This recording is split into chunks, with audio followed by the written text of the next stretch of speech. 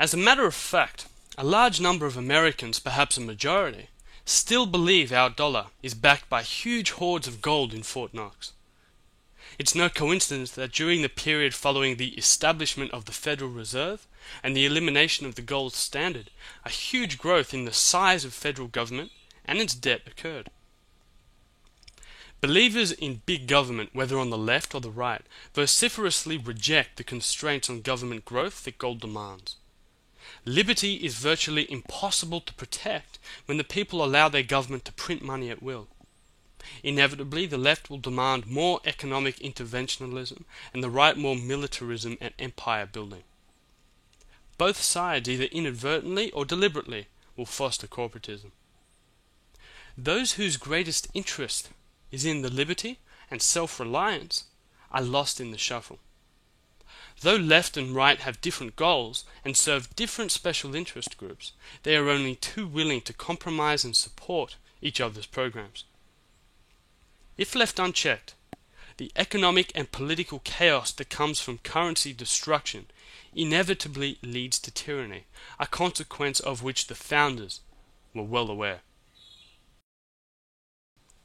Back to the coming election. Both the left and the right appeal for increased spending in overseas war efforts, increased internal security measures to exchange our right for security. Note that Dr. Paul wrote this essay in 2003.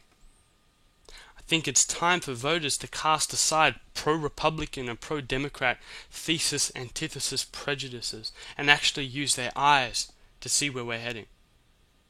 So where are we heading? Notice that Ron Paul's title of his essay is Paper Money and Tyranny. This is for a reason. I've been alluding to it, but I have not explicitly stated it. Have you figured it out yet? At the beginning of this video I said I would outline a new device by which individual freedoms can be usurped and diminished. Individual freedoms serve as the linchpin for free societies. Obvious, yeah? Universally, the loss of individual liberty leads to fill in the gap. You guessed it. Increased state-sponsored control, a pretext to tyranny.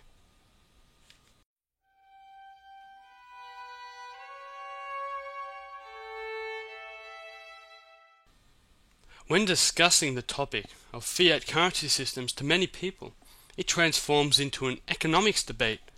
They're missing the point. What's at stake now more than ever is the balance of power, not in a class struggle or a despotic forceful oppression, but in an unprecedented means of usurping liberties and individual powers of the people. You can't really blame people for not seeing it straight away, but that is no excuse to ignore it.